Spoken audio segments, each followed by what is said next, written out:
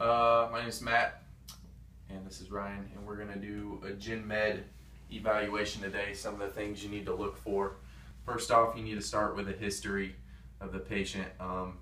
Especially you need to know past medical history of their family. For cardio, cardiac related deaths are important to know, just so we can get you screened. The second thing is asthma. Do you have asthma? No. Do you have diabetes? Do you have high blood pressure? We need to know these things. So the first thing I would do is I'd get a weight, I'd get a height, first of all. Second of all, I would test your pupils with this otoscope. So, good. And then also do a little ear evaluation. So with this, you're gonna put a covering on, you're gonna grab his ear, open it up, and you can see through here. You're not gonna be able to see. And you're looking, you can diagnose otitis media and otitis externa, and he's just got a lot of seborrheic, which is earwax, which is normal for most people, because that's the good stuff. We want that. We want that in our ear. And lots of earwax there. Oh, lots of it. So he's good there, but it's an important tool to have in the box. Another one. I'm not gonna stick this in your mouth. Don't worry. Looking for tonsils.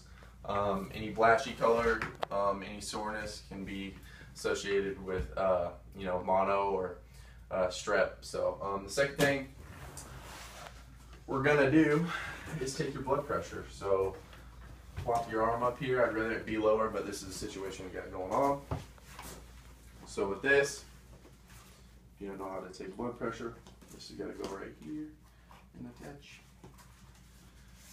This is going over his, see it has an artery deal. We're going over the brachial. Get it kind of tight. With these, you got to make sure they're pointed in. You can't have them pointed out, or else you're not going to be able to hear. So you have them pointed in. And it's going to be hard to talk and listen through these things. So this is going to go in the cubital fossa. And you're going to pump it up. We're here to pump you up to 200.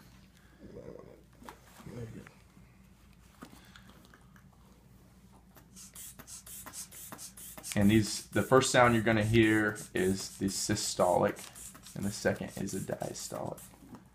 And you're going to release it very slowly, listening for a sound.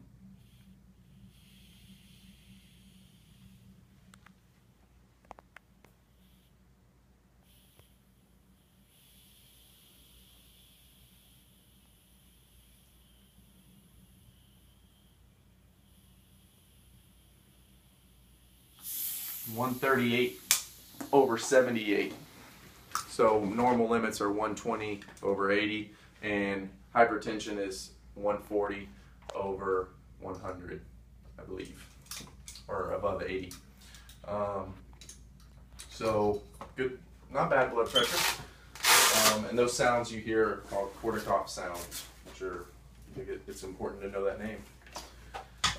Next thing we're going to do is, if the patient had asthma, which you don't, but I do, so I know what a peak flow meter is. You use a peak flow meter. There's 3 zones: green, yellow, red. Green is 80 to 100% of your maximum SpO2 output. Yellow is 50 to 80, and red is below 50, and you don't want to be in that category, or else it's a kind of a medical emergency. So if I had one, I'd have him blow as hard as he could through the peak flow meter, and it'd give me a max number, have him do it 3 times, and then take that as a baseline. And if he was having struggles before practice that day, we would take that and see what percentage it is and see where he's at, and have him use his, his MDI or your inhaler. So pulse oximeter, we don't have one of those with us either, but it goes on the finger, measures oxygen in your blood, and we're looking for above 95% is the normal range for that. That's important. It's a little thing they put on the end of your finger at the doctor, which is important. So hop on up here. The next thing we're gonna do is heel around on you a little bit, if you don't mind. I'm not gonna have you take your shirt off, you're fine. But in normal you would. And so we're gonna palpate the upper left quadrant first. You're looking for rigidity. You just inch your way down. That's what I like to do. The liver's located over here, then you go over in the right upper quadrant, or the left upper quadrant. This is the right, this is the left. And this is where your spleen is. With patients with mono, they're gonna have rigidity in their spleen, point tenderness. That's what you're looking for, anything that elicits pain. Then you go down here, in between your ASIS and your belly button, you have McBurney's point, where if the patient has appendicitis, they will not like you when you hit this spot. And so now I'm going to do some breath sounds, so sit up for me. Again, you're going to take this, make sure these are pointed inside your ear. So your heart sounds, you're going to have aortic and pulmonary heart sounds. So take a deep breath in. No. You're going to release it, I promise. Just breathe normally for me. Okay. And your bronchial sounds are up here in the upper region of his chest. So you can take a deep breath in for me.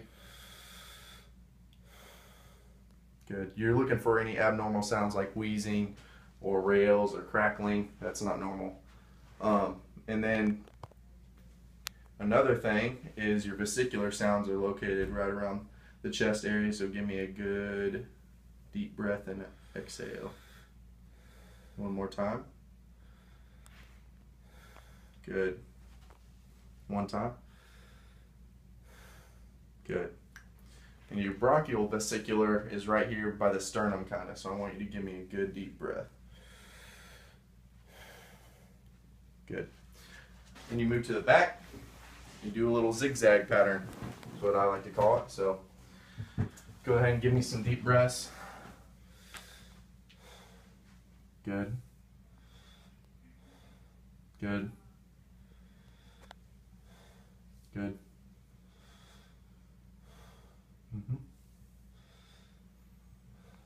You're just listening for anything abnormal there. So in Gen Med, I mean, there's a lot of things you need to look for. Pupil dilation is one, and I mean, weight, height, like the things I discussed earlier. Another thing, when people get infected, viral, bacterial, their lymph nodes swell up. You have lymph nodes in your groin, which I'm not going to palpate, but you have some around your neck. You can usually palpate those.